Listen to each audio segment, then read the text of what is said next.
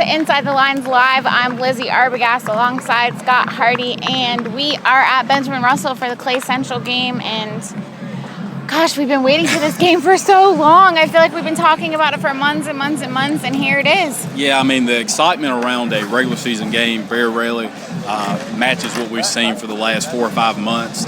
Really since the end of last football season, when it was brought to the attention, and we'll just go ahead and start it with that now. Let's start it with that. It was brought to the attention, ironically enough, that Coach Horn is going for his 300th win, but had the Wildcats lost to Clay Central, then he would already have the 300 win. Right. So don't for one second think that Coach Horn isn't aware of how and why the situation is what it is. Right, yeah, and I think that he says that, when I talked to him yesterday, he said, I'm not talking about it, I'm not worried about it. But of course you are, you know what I mean? Everybody, and even Kevin Smith said the same thing. We're not talking about the hype, we're not worried about it, but everybody knows. I mean, everybody's talking about it, so I'm really interested to see how, Benjamin Russell and Clay Central can kind of forget all of that. Because there is a lot of hype surrounding this game. Yeah, and you talked about that in your article for the paper today, and it was, of all the things that we have going on tonight with the naming of the stadium and Coach Horn going for his 300th win, you do still have Benjamin Russell Wildcats facing off against Clay Central. Right. And familiarity in these two teams, I think, will be, and I know we'll talk about keys to the game, but I think the familiarity of these two teams that'll knock out all of the tension or anything like that. Right. And in addition to, Danny Horn returning the 300th win, you brought a little bit more pressure onto this game. Obviously, the stadium is being named in honor of Coach Willie Martin and Coach Steve Savarese. And speak a little bit about those two and kind of why the City Council wanted to do that for them. Yeah, this really started several months back with former Mayor Neighbors, and I brought it to his attention that there was some steam being built, that this was something that would be supported from the community. Yeah. And so with the help of Mayor Spraggins, obviously, and the City Council, it was voted to do that. But if you look at Coach Martin, he might have picked but picked the entire team. Should I keep going? I'm not sure. All right, I'm going to keep going. But the entirety of his career as a high school coach was City native. First season as a head coach in 2001. He then was in the first state championship and only state championship in the playoff era. And then flipping over to Coach Savarese. And sorry guys, but you look over with Coach Savarese, and he spent 12 seasons here. Yeah. Longest tenure coach, most wins in school history. I didn't know he was longest tenure. Yeah, 12 years here, and so we've had some. And this again will be during the playoff era as well. Right. But he was a major catalyst in us being even able to have the Sportplex. He and Mayor Bailey at that time. So just warranted not only for the accomplishments that you saw on the field, but the impact that they made within the community and the lives that they changed. And I think it's really cool that both of them are on the coaching staff. I talked to both of them about, like you said, they were both playing at Hampline Stadium. They were integral in finding this area, and they both recalled coming through on an old school bus and, being in a wooded area with a dirt road, and now it's this beautiful, beautiful stadium. It's one of the things that attracted me to Alex City. I remember coming here with Mitch Sneed for my interview, and he brought me here, and I said, I could get used to this, covering football here. It's an amazing stadium, an amazing park in general. So I'm really excited that those two guys are going to have that honor, and it's such a big honor. Yeah, and, people take it for granted. It's always just been called, we just say the Sportplex, but it's never really had an official name. And again, 1987 was the first game played here. We played Sylacauga, ended up losing the game, but I think that the memories that have been made from then to now are something that, is definitely predicated on what they were able to do here during their time. So it's just, I was very thankful to be a part of this situation, and when I was calling to tell each of them the news, and you spoke about it in your article on the feature, the silence that was on the other end of the phone. Right. Like I've never heard. And neither one of them are silent men. Yeah. I mean, you can talk to Coach Martin, and he just can go on and on and on. Every time I interview him, he's like, I probably just talked too much, didn't I? So that's a really cool thing for sure. And we should have both of them on tonight. Haven't seen them arrive yet, but planning to have both of them on here in a couple minutes. But okay, so we've been over 300, we've been over Danny Horn, we've been over the stadium. At the end of the day, it's a football game. So let's get to talking about Clay Central and what we can expect tonight for the Wildcats. I think the whole talk is that Clay Central has lost a lot, that they are down in talent. But like Kevin Smith said, that's a relative term. When Alabama's down in talent, they're still the best team in the country. So how can Benjamin Russell combat that physicality, I think, is the biggest question. Yeah, and I think that the team, that this year's unit for the Wildcats, especially defensively, is built for the physicality game. Yes. Offensively, the offensive line, after watching last week's game, may be the best portion of the team. In reality, if you see the results, the results that you see from the running game, Hezekiah Hunter has 2 touchdowns, 170 yards. So, this is something that Coach Smith. Wow, Let's get it right. Let's get it right. Coach Smith will definitely want to try to see early on to take some pressure off of Carter. This is his first home game, and although last week was his first game and, get some of the jitters out, this will be a different crowd than he saw last week. So I was impressed with the crowd, though, last week. I thought Benjamin Russell tried really well. We typically tend to do so. And there was no slight on Beauregard, but this is the home crowd. This is what we're coming here for, and I think that you'll see Carter Smith maybe get unleashed a little bit in terms of being able to play his style of football. Yeah, and I think what Benjamin Russell needs to do is attack the perimeter a little bit more than they did last week in terms of getting it out to, a guy like Zay Stowe. He didn't have but maybe 2 or 3 touches last week, and use their speed, because I think Clay Central is a very physical, but I don't know if they're as fast. I don't know if they're as fast and as athletic as Benjamin Russell is. And so I hope that they can use some of that to their advantage. Yeah, and Danny Horn's teams have never really, and we say that, it's just the brand of football that they play that you take for granted that they do have great athletes. But, his teams don't really require that you have a lot of athletes, really. It's the system itself and being, in the trenches and, tough and winning it at the line of scrimmage. So that's how Danny Horn wins football games. Yes. And I can assure you that will be the way that the formula that they're trying to implement today as well. Yeah, and I think even though they, quote unquote, lost a lot, they have that linebacker who is, I'm blanking. Willie Carl Martin just showed up at the stadium. I think Steve Savarese is right behind him, so they will be on shortly with us. But that linebacker whose name I'm blanking on for Clay Central. I can't say that. Can't remember. Anyway, he was their best linebacker last year, went down with an injury late in the season. Everybody's kind of saying, oh, well, he's just coming back. And I don't think that Benjamin Russell can buy into that. He's a tough guy. He's got some speed. So I think he's going to definitely be one to watch. His number's 41. Can't remember his name right now. 41 is actually Jim Hardy's. He plays tight end too now. Oh. He does play tight end too now. So if it's the same 40, they could have 2 41s. They might could have 2 41s. I do remember hearing last night, and Coach Tate referenced a 41. The 41s. So, we'll just call him 41. Yeah.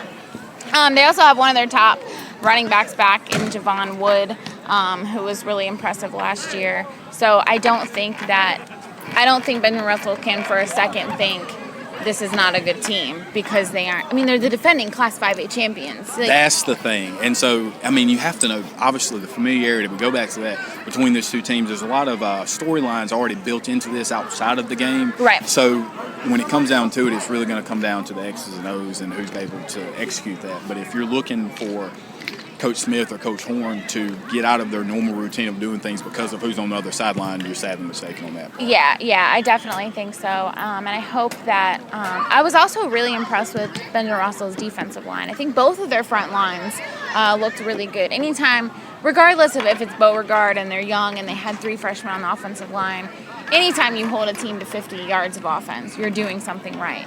So they've got to, I think they just need to be a little bit more physical. That's my only worry, is they just need to get a little bit more after it. And Coach Smith, or no coach wants to hear this, but at times, sometimes you do play to the level of your competition. And so they knew who they were going against. And this was not something that they wanted to overextend themselves. But this game right here, there can be no plays off. They're going to have to, from play 1, opening kick, the intensity level has to be at a 10, and I would anticipate that happening this season. Yeah, I hope so. And I think there's that balance between you don't want to get too hyped because of everything going on, but you also want to be really hyped because it's Clay Central, because it's your former coach, because it's all these things. And it's funny actually too, because I remember first year I was here was when these seniors were sophomores. First year I met Danny Horn.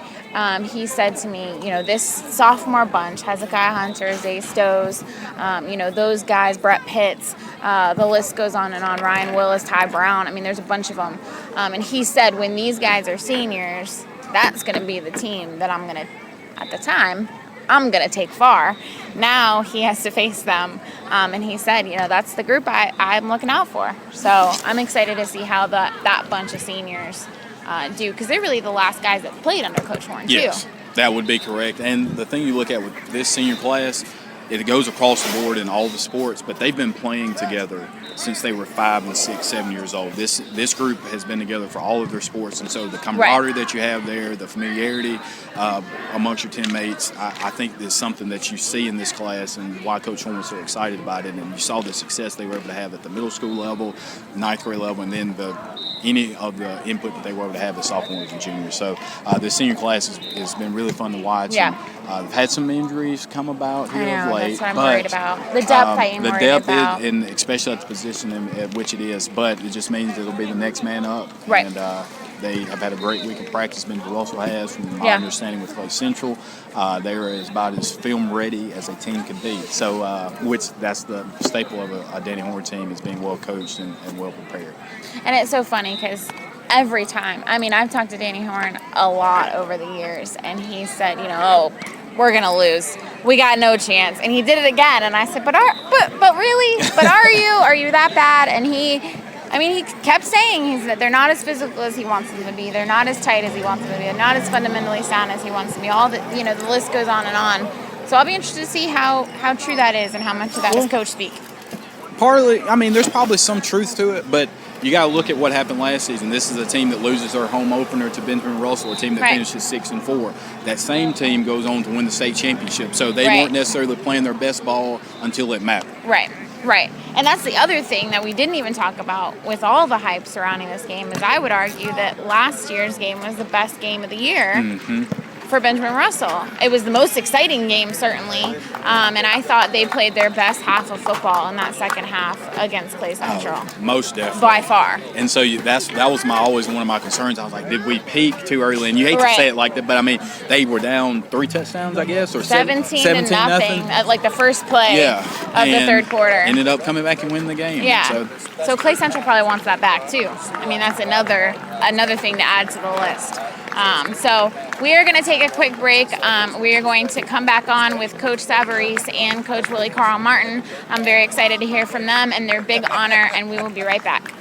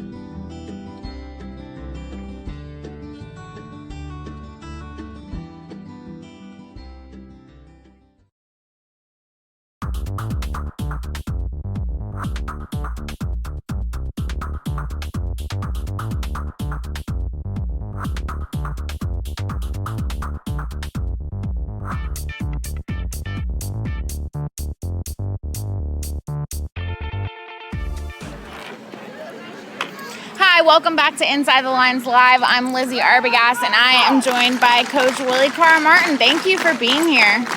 Thank you for having me, Liz. Absolutely. We're excited. So obviously one of the big things going on tonight is the stadium being named in honor of you and of Coach Savarese. So tell me a little bit about kind of what it was like for you when you first found out that this was happening. It was a very special moment. I've been fortunate and blessed and been involved in sports practically all my life, and to hear and get a phone call and I thought someone was really kidding. I said, "Are you kidding? Be kidding?" He said, "No, this is for real, Coach." Yeah. And it just blew me away.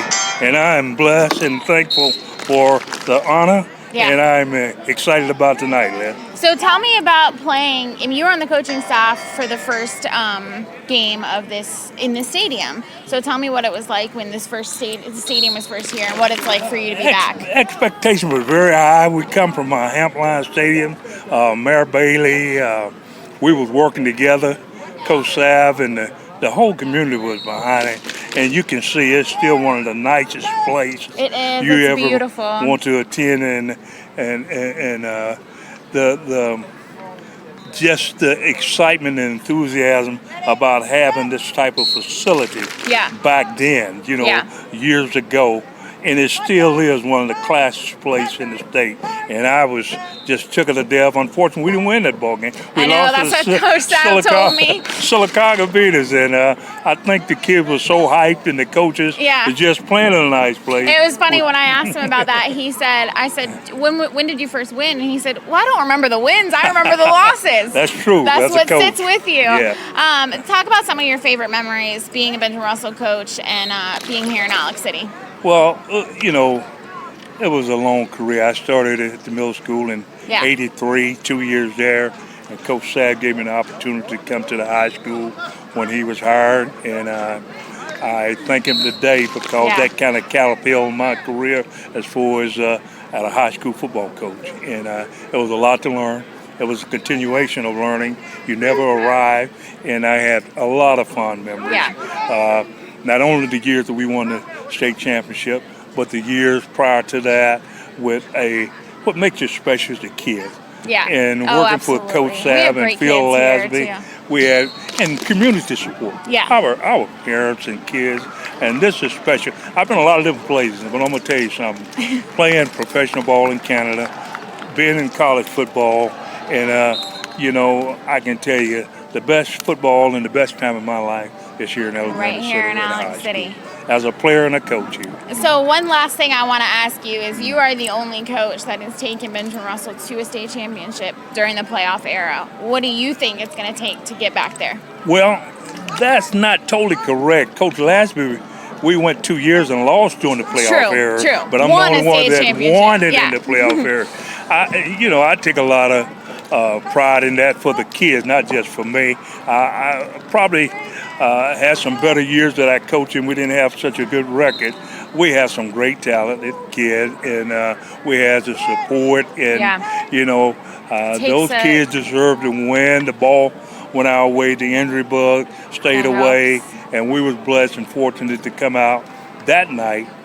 And the one that I remember most of all, though, is the one that we lost when we had 6 overtime. Oh, right, I forgot about that. Yeah. That was the game that hurt me the most. That was the game of the century.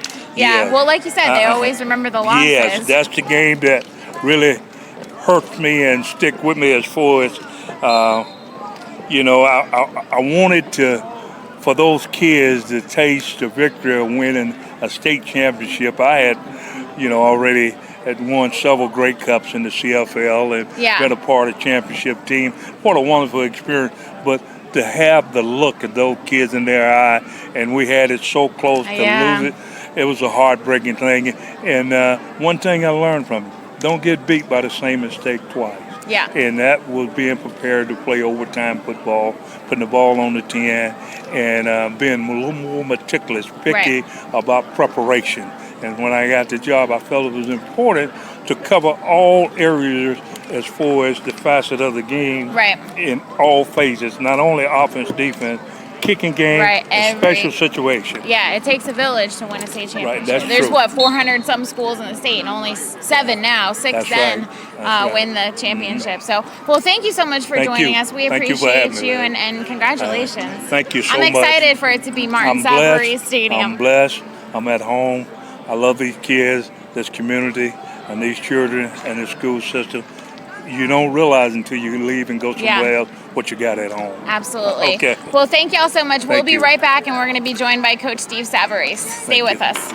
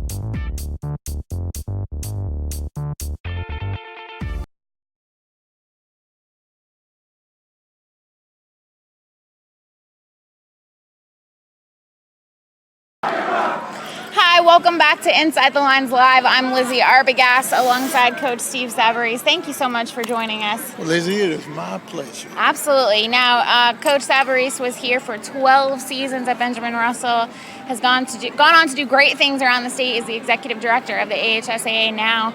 Tell me a little bit about first hearing of the honor of having the stadium named in your honor. Well, in Coach Martin and my honor. Right, and Coach Martin, yes. When I received the call from Scott, I told everybody I was speechless. I just didn't know what to say because it's such an awesome honor for the community to remember both of us. You know, to be remembered together with Carl. We're such good friends. We've been friends for so long. It's a lifetime journey. It's just unbelievable. Words cannot describe the feelings we both have tonight. Yeah, absolutely. You know, there's a ton of coaches in Hall of Fames around, you know, different Hall of Fames around the state, around the country, but not everybody gets, you know, a stadium named in their honor. Not that there's anything wrong with a Hall of Fame induction, of course. Tell us a little bit about, you know, your connections with Benjamin Russell and being here and being in this stadium again. I know you come back and visit quite often, but... well, I try to come every year. Yeah. I keep in touch with a lot of the former players, and I see them, and we have a place at the lake, and so we I didn't know that. Okay. We love this area. I mean, it's such a beautiful, and this school system is such a great school system. Yeah. Our children were educated here, and I always say this community did far more for me than I've ever done for them. It's a great community. Oh my gosh, it's awesome, and people truly care about each other here. So it's just a great place to live and raise your family, and God bless me being here 12 years. Now, I remember you and I talked when the stadium naming was first announced about, you know, the first journey into this. It was just woods, you know, and so talk about a little bit about the growth of this stadium and kind of what it means to the state now that you are the executive director of the AHSAA. Well, it was a vision of this community even before I arrived. And I'll never forget in the interview process, they showed me the plans of the stadium. They asked me my thoughts. And so it was a long-time vision of this community to elevate their football program, to be more competitive. If people probably don't remember, Benjamin Russell, when it was allowed, at one time was not even a member of the Alabama High School Athletic Association in the sport of football. And I'll never forget when Dr. Fanning hired me. He said, "Could we beat Davie?" And that was a big rivalry. And now Davie won't even play us. We got to play them one time. And Coach K, he was a great rival, great folks in both communities. And this school is so much bigger. You have to understand. Yeah. Oh, yeah. But it was to elevate the program. But Dr. Fanning had a vision. Dr. Mickey Dunaway had a vision, the principal, and they were committed into making sure we had a facility that we could be competitive in. The city of Alexander City invested in their kids through this facility. So I was just blessed. The timing was just perfect for me. Yeah. And there's obviously not just the stadium renaming, but a lot of hype going into this game. You know, Danny Horn was here for 9 years. I think maybe he was the second longest tenured coach after you.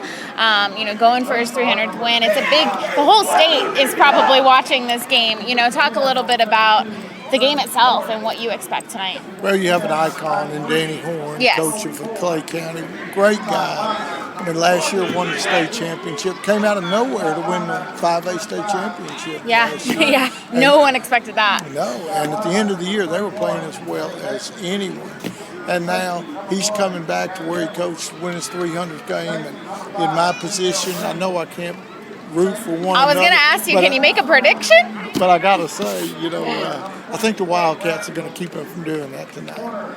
I guess we will see. So, well, thank you so much for joining us. We really appreciate it. We're excited to see the ceremony. And like you said, to be able to do this with you and Coach Martin, I know you guys were such an integral part of making this stadium happen. And it's a great place to live. This is a great community, and it's just such an honor for me and for my good friend, Coach Martin. Yeah. To be honored by this community. So thank you, Lizzie, for having me. This is a real pleasure and an honor. Absolutely. Well, thank you guys so much for joining us. Scott and I will have a halftime update for you live on Facebook again. Again, I'm Lizi Arbogast alongside Steve Savarese, and this has been Inside the Lines Live.